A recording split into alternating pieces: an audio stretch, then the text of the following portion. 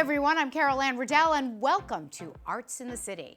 Pride Month celebrations are underway in our hometown. We kick things off today with a visit to the Leslie-Lohman Museum, the city's only museum dedicated to LGBTQIA+ art and artists. Our Andrew Falzon takes us there. With a collection of over 25,000 artworks spanning 3 centuries that continues to grow, the Leslie-Lohman Museum focuses on LGBTQIA+ art, but also preserves queer history through its work. Alyssa Nitchin is the museum's executive director. The museum has been open for more than 54 years.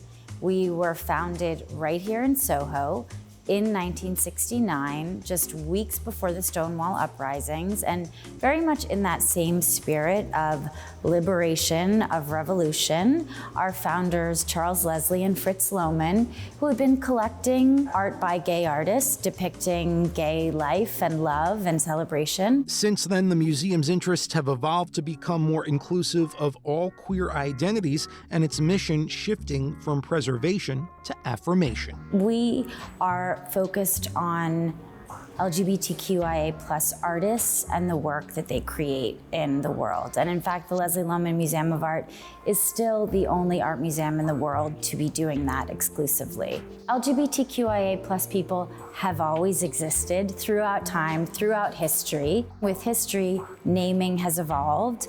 Today, we have a staff and we have a collection that is extraordinarily expansive and political and powerfully affirming of really the whole beautiful breadth of LGBTQIA+ existence. On display until July 16th is the work of Two-Spirit Indigenous Korean American transgender artist Coyote Park. The exhibit is entitled I Love You Like Mirrors Do. Stamatina Gregory oversees the museum's exhibits. Coyote is an artist with a multifaceted practice. So most of the work that you'll see here are photographs. There's also a film that they've made. They also have a performance practice, a painting practice, and a writing practice. According to Gregory, Park was inspired by research on images of intimate pairs already in the museum's collection. The new series of photographs Park created explores their own deep bonds and intimate entanglements, reflecting and expanding queer illustrative and photographic histories. When folks come through, what have some of the reactions been to the images? We tend to get visitors that express a lot of emotion about the things that they see in the museum, right? Because for many people, this is a place where you can walk into a museum and see something about your own experience, yourself, your identity, your own dreams, your own desires, right? And there is just a kind of joy in these images and in the love and care and desire depicted that has really resonated with people. To help the museum expand its mission, it's in the early stages of a capital renovation that will expand the gallery's capabilities and provide communal meeting spaces. It's Alyssa Nitchin's hope that the museum's art and future expansions resonate with visitors in a deep and profound way. As folks walk through the museum, what is it that they should be looking for? Radical affirmation, I would say, just as a whole, for folks to come in here and feel themselves radically affirmed in the full breadth of their humanity, regardless of whether you are queer or trans or how you identify, this is a deeply human space, a deeply affirming space. And so there's something in terms of the human experience here for everyone. I'm Andrew Falzon for Arts in the City. Sculptor Ann Gillen has about 30 pieces across New York, including this one at the Newmark J School right here at CUNY. She showed Donna Hanover how a sense of motion is a huge part of her work. You've seen sculptor Ann Gillen's work if you've admired Flying Red on 3rd Avenue in Manhattan, or Trenton Tower in New Jersey, or Line by Line at CUNY's Craig Newmark Graduate School of Journalism. They each give a sense of movement. The idea of motion in sculpture was definitely part of the notion of modern art. Anne works in metal, marble, wood, and other materials. She is a classic New York City artist who for 50 years has lived in the Soho loft that is her studio. This was a hat factory. Yeah, and it's still a factory-like place. Some places you can see the old gas line. When this place was lit with gaslight. It's that old. Do you like living with your work? Absolutely. It's good to have it all together for me. You get to see your work, think about how could I do it better, what should be the next step. Anne was raised in Brooklyn. Her mom was a painter and she loves her mother's work, but Anne decided on sculpture. She has shelves filled with maquettes, which are small artworks that can be scaled up if a buyer wants them larger. You like working in metal like this? Wire and metal. I trained in many materials, so as an industrial designer at Pratt, so it's not difficult for me. She creates many marble pieces working in the Philippines where her brother has a stone business. For this one, she used a local newspaper to make a pattern that could be folded to show 3 dimensions as a guide for the stonecutters. This part is the knee and part of the leg, and there's the knee and part of the leg. But when it's a paper pattern, I could pull it out and show the carvers, look, there's a space between this and this section. The pattern alone is valued art. A print of it is now in Harvard's Fogg Museum. People have enjoyed some of Anne's large pieces in Central Park, at Lincoln Center Garage Plaza, and at Wave Hill in the Bronx. Polina Berlin is a gallery owner who became a friend while doing a recent exhibit of Anne's work that received glowing coverage in the New York Times. To me, Anne is a very quintessentially New York artist. There's references in the work to like the cityscape and buildings, but also the figure, bodies, people moving throughout the city, and like limbs overlapping as they're walking down the street. There's a vibrance and an energy to it. One of Anne's best-known works is Flying Red on 3rd Avenue at East 55th Street in New York City. It represents a group of people. They're in a wedge form, so the wedge form is pretty active, an arrow shooting out. What do you enjoy about that particular piece? It sits on the sidewalk in front of a very famous building, a famous architect, and it holds its own. They coexist beautifully together. If you step across the street, you can see that. Even though it's only 8 feet high, it has existence. So I like working with light and shadow, which is what happens if it's outdoors. Polina Berlin says it's fortunate that Anne is still making and selling art. I watched her at her table and she's just full of ideas. Her story is so compelling, and I think that she faced many obstacles being a woman, and there were many opportunities that were kind of close to her. She's forged this like singular path without the help of a gallery, without the help of a dealer. I was inspired by her energy and her charisma and her determination. One of Anne's most dramatic works is in CUNY's Craig Newmark Graduate School of Journalism, near what used to be the press room of the New York Herald Tribune. This commission was very challenging. The staircase wasn't built yet, but I knew staircases had stainless steel rails and handrails. So it had to be metal, but to use it in such an artful form that it transcended the utilitarian use of metal in the stairs. And why red? The red is because the dean had let me know that this staircase was the center of the school. It was the heart of the school. And it's called Line by Line? Oh, right, line by line, because bylines, journalists live by bylines. That's true. I'm Donna Hanover for Arts in the City.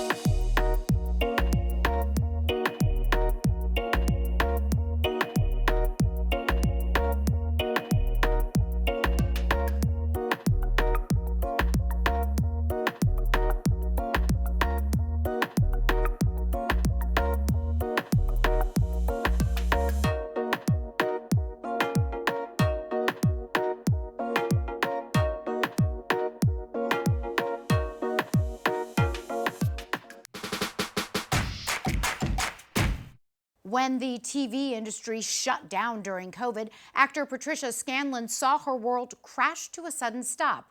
But as she explained to Beth Kovetz, creativity takes root in new places. So that painting is a still from this show I did, Better Things, which was on FX, which Pamela Adlin wrote and directed. But I painted it and I put it on the socials and everyone loved it. I kept getting DMs, people wanted to buy it. And I thought, you want to what? But because of that, I kept painting and painting. A friend of mine was like, I want to get you a gallery show. I think you should have a gallery show. I said, whoa, back it up. Let's back up the horses. Let's get a few more paintings. And then I got a little carried away with myself. I was like, well, just wait till I have some bigger pieces. They're all very small right now. And I've just upgraded my paints. I'm at artist grade paints now. So. And for Scanlon, upgrading her paints meant better colors that deepened the experience even more. It's just like a penny candy store getting those paints and seeing the way they went on the paper and the way they, I guess the word is informed the emergence of what I was painting. Because they would surprise me, you know, and that's the best part of painting for me is being surprised, you know, when you feel like I'm plugged into something bigger than me and being an actor all the time and having to audition and knowing that I can have a paintbrush and I don't have to audition to hold that paintbrush and I can pick the colors. And it's like I go in that room, I have this little studio, and I'm having a little party with the source, you know, not to be mystical, but it is mystical and sort of meditative painting, and getting those new colors really just opened up a world to me. Scanlon only paints portraits. And how does that sense of portraiture straddle both your acting and your painting? When I paint someone and all of a sudden I feel like I've created, I know this is going to sound weird, they're probably going to lock me up in the loony bin after this, but when I've created someone that's like, hi, they kind of say hi off the canvas, and I didn't intend to create that person, they just kind of arrived, you know? And even when you're acting, if you do all your homework, someone is going to arrive. But I just love people, and I love when they appear on the page and they emerge. I love their eyes, I feel like their soul. It's just, they're creatures unto themselves when they arrive on the page. And I create people when I perform, so yeah. And in spite of the similarities in many ways, you've jumped lanes. I did. I jumped lanes. Lanes are for highways. Write that down. Lanes are not for people. We don't want it on our grave. I stayed in my lane. I was like, you did? That's so sad. Open up. Did the COVID quarantine change your work? Well, I didn't paint before the COVID quarantine. So it's when I began my work, darling. It's when I began my work, darling. If it weren't for COVID, this great artist that is Scanlon would not exist. But it also made me realize what was important. Do you know what I mean? Because we were all shut down. So that competition and that pressure to compare to like, who's doing this? Nobody was doing anything. So I thought, what means something to me? For Arts in the City, this has been Beth Kovetz. Must a comedian have an active social media presence? What's the psychology of a heckler? Globe-trotting comedian LeClerc Andre talked to Barry Mitchell about the business of being funny. You ever stop and ask, what happened to real men? What happened to real men? A real man would have held the door. I'm like, lady, it's 2023, right? If you want a real man, you can just become one. I'm just speaking on the issue in a very neutral space. So I think that that's why it registers with audiences the way it does, is because people hear it and it's like, oh, he's not preaching to me, he's just making a joke about something that we're all talking about. LeClerc Andre, everyone. Born in Brooklyn, lives in Long Island City. Welcome. Thanks for having me. You travel extensively for your job. I do. I was in Texas last week, and yeah, person there told me he doesn't see race. To my face, he told me. I was like, peekaboo, hello. This actually came from a real conversation I had with a person that I met in Texas. And I think a lot of people would rather, when it comes to the conversation of race, they'd rather pretend that it doesn't exist than deal with the realities of it. A do-rag is something that black men wear to stop gentrification. My strategy when I approach a topic is the more serious the issue is, the sillier your approach has to be. You say you worked at McDonald's when you were 14. Is 14 the legal age now to work? Because when I was growing up, you had to be 16. Oh, it's the legal age in Maryland, which is where I was living. People used to complain all the time at McDonald's. Can we agree as a room? Any complaint that you have at McDonald's can be answered with, "It's McDonald's." Right? But I was happy to be working. I was happy to be bringing food home, like actual food home. And it allowed me to buy some clothes that I was proud of. It allowed me to save a little bit of money. It allowed me to give my mom money so she wouldn't be so angry at me all the time. Single parent household? Single parent household, 2 brothers. You're doing this how many years? I've been doing comedy for almost 12 years at this point. My boys are like, "Aren't you embarrassed to be a grown man in a swimming class?" I'm like, "No. What's embarrassing is being rescued by a 12-year-old named Hannah." Your audience is probably made up of people that saw you on social media. For sure. "Hi, I'm getting off the airplane from South Carolina. Here I am." You know, is that an annoyance for you or something you just learned to do? It is something that I hate with every fiber of my body. It's going to be a great event, tons of good comedy, and I'll be there, of course. I always try to remind myself, I'm always one clip away from going viral. We're all almost, we can get punched in a Chipotle and go viral. We're always that close to being discovered, whether you like it or not. So that's ultimately how I monetize. That's ultimately how I build an audience, is by engaging with them. And sometimes the audience engages too much. There's something about intimacy and performance art that gives people license to just talk. If you're a short guy, you get to own it, man. Short dudes get to do whatever they want. I agree. Yeah. Like talk during a show. When people interrupt the show, most of the time they're coming from what they think is a good place. Most hecklers, they truly feel like they're helping the show. And LeClerc would like you to know comedians are more than joke slingers. A lot of people, when they go to comedy shows, they think that comics are up there just figuring it out on the fly. But when you see really good writing and it's precise and it's very intentional, it also reminds the audience that, oh, this is really a performance art. This is something that they're really working hard at. So a well-written joke, a good callback here and there will really remind the audience that they're seeing something special. Barry Mitchell, Arts in the City. I got a sweet assignment for this episode, the art of dessert making. We spent some time with students from the hospitality management program at CUNY's City Tech in Brooklyn, and they even let us taste test. You're going to start the chocolate mousse right away?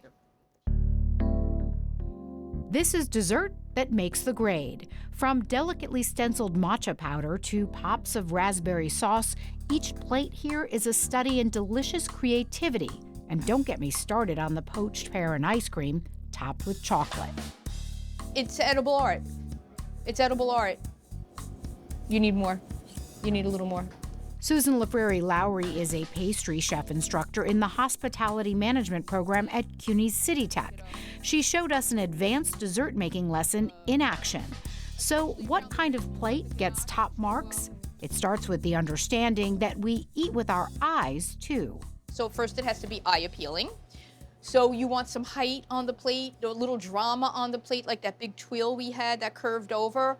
People like when the plates come to the dining room to go, ooh, right? We want to hear that. So, and then you also need flavor components. So, like I wouldn't serve a chocolate mousse with the chocolate sauce, right? You'd want something to contrast with it to help cut the richness of the dessert. So we want to balance the flavors out. So we teach them how to balance the plates out that way. So it's visually, it's flavor, right? And it's texture. And also temperature, right? Something warm with something cold. Classes like this are only one small slice of the hospitality management program. City Tech's Goodlad explains students study everything from accounting to winemaking. tourism, lodging operations, the restaurant scene. Our students find a place in all different levels of the industry. We are here, we're ready, we are New York, and we're preparing New Yorkers to support the New York industry. We have rolling enrollment. You apply now, we start in September. You can be in classes like this in no time at all. And you're gonna cut straight down. And then you're gonna put that knife in, and you're gonna take another hot knife out. Keep the knives clean, okay? Beyond the tempting desserts, what you see in this kitchen is an intense focus on detail and teamwork at every turn. Patrick Sewell has been working in the hospitality industry for years, but returned to school for his degree. So whether you're a returning student like myself who have not been in university for however long, or you're a student just leaving high school, this is the ideal place for you because you have professors who work with you every single step of the way. In addition to that, this place prepares you for the working world. What you're doing is hands-on work that prepares you. The finished products during our visit, 3 different desserts, almost too beautiful to eat. Almost. Oh, stop. Sorbet is good. I had the mousse. You went for the chocolate. Of course I did.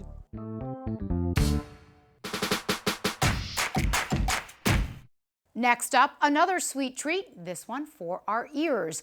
Conductor Malcolm J. Merriweather of Brooklyn College gave us a front row seat to a choral performance, including a new rendition of the freedom song, Ain't Gonna Let Nobody Turn Me Around. So let's just do some trumpets, some lip trills. My name is Malcolm Merriweather. I am Director of Choirs and an Associate Professor here in the Conservatory of Music. And what that all means is I direct the choirs, I coordinate the vocal area for our vocal majors, and teach a variety of classes from music education to music performance. Okay, good, good, good, good. Tenor bass, we need some higher notes. And can you two do? Okay, all together.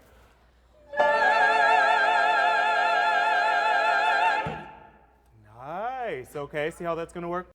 This song is very specific to the lecturer this evening. We are really sort of backing up the great feminist and civil rights leader, Barbara Smith. And Ain't Gonna Let Nobody Turn Me Around is actually the title of one of her books.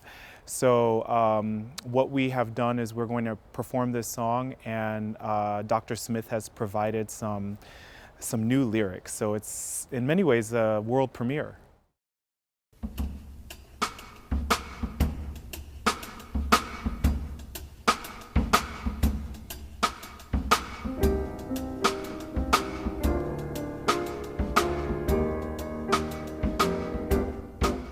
Ain't gonna let nobody turn me around, turn me around, turn me around. Ain't gonna let nobody turn me around. I just keep on walking, keep on talking, marching on the freedom line.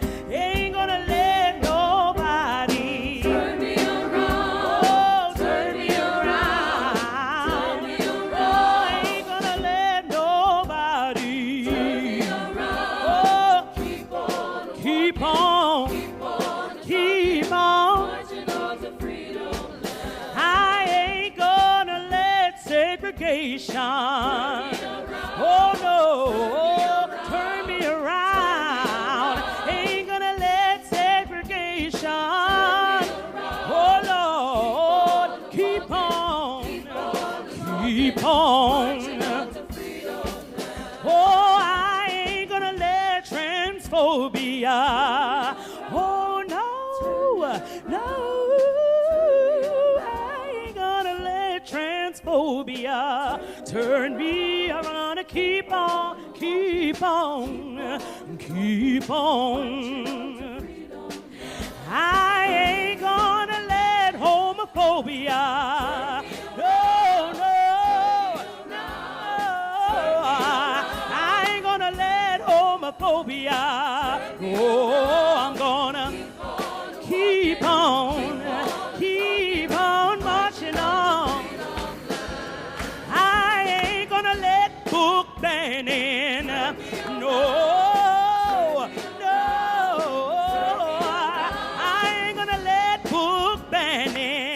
No, no, no, no, go keep on, keep on, keep on marching on the freedom land.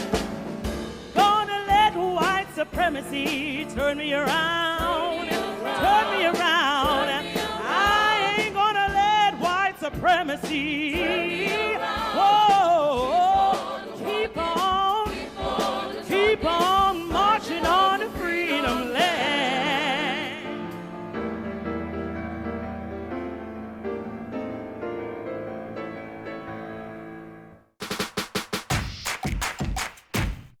That is our show for today. Thanks so much for joining us. A quick reminder to check us out on social media. We'd love to hear from you. I'm Anne Riddell. See you next time on Arts in the City.